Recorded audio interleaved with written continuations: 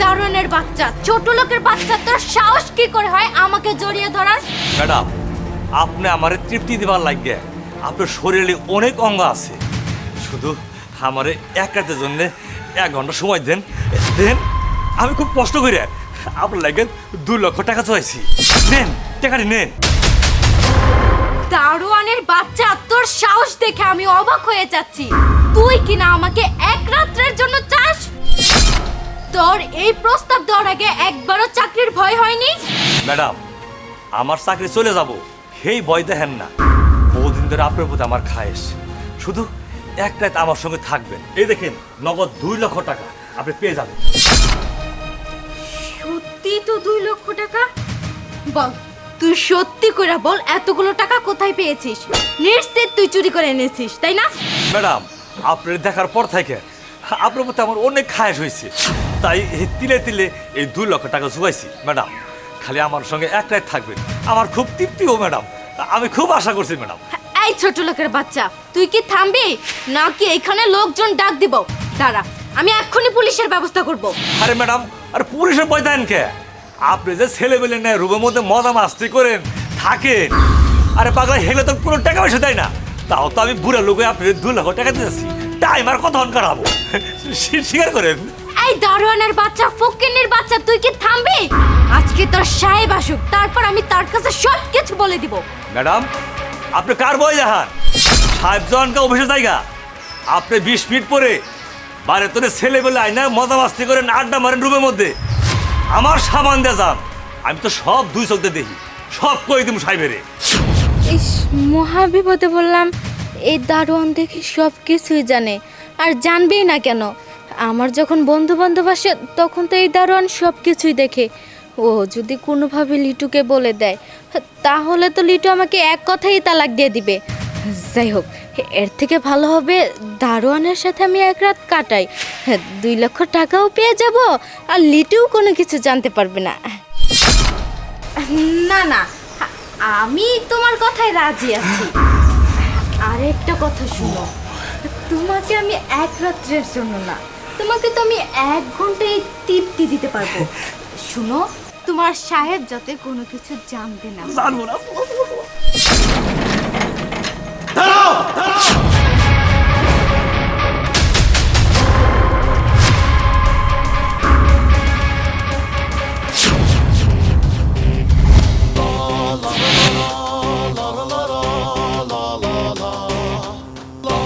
কি ব্যাপার লিটু, তুমি অফিসের টাইমে বাসায় কেন? অফিসের টাইমে বাসায় কেন?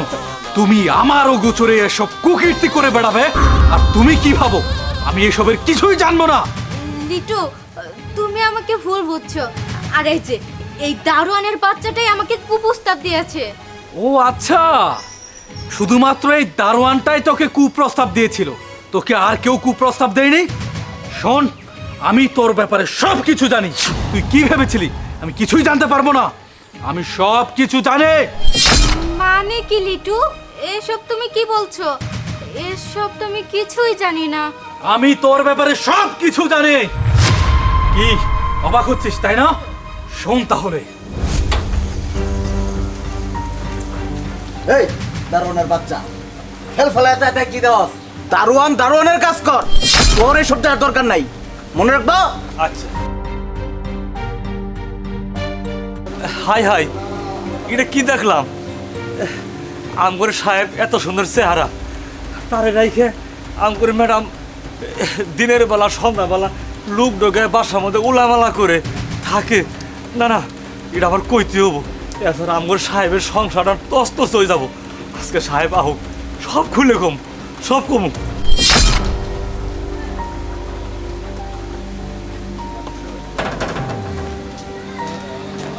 আসসালামু আলাইকুম স্যার।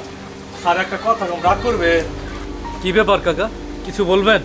স্যার, আপনি যখন অফিসে চলে যান 20 মিনিট পরে কিংবা 30 মিনিট পরে এই গেট দিয়ে বাইরের পোলাপান আহে, ওগুলো আমি চিনি না। ম্যাডাম সঙ্গে করে নিয়ে যায়, ঘরের মধ্যে মজা মাস্তি করে থাকে, আলাপ করে, তারপরে আমার সামান দিয়ে চলে যান। স্যার, আমার আর সহ্য হইতেছে না স্যার, আপনার সংসার তো তছনছ হয়ে যাবো স্যার। স্যার, একটা ব্যবস্থা করেন। চুপ করেন কাকা। কাকা, আপনি আমাদের বাড়ির গেটের দারোয়ান, অনেক দিন যাবত আপনি এখানে আছেন, আমি আপনাকে সম্মান করি। তাই বলে এই নয় যে আপনি আমাকে যেটা বলবেন আমাকে সেটাই বিশ্বাস করে নিতে হবে। স্যার আপনার বিশ্বাস না প্রমাণ করেন। আচ্ছা ঠিক আছে, আপনি যেটা আজকে এই মুহূর্তে বললেন সেটা যদি সত্যি হয় তাহলে ওর খবর আছে।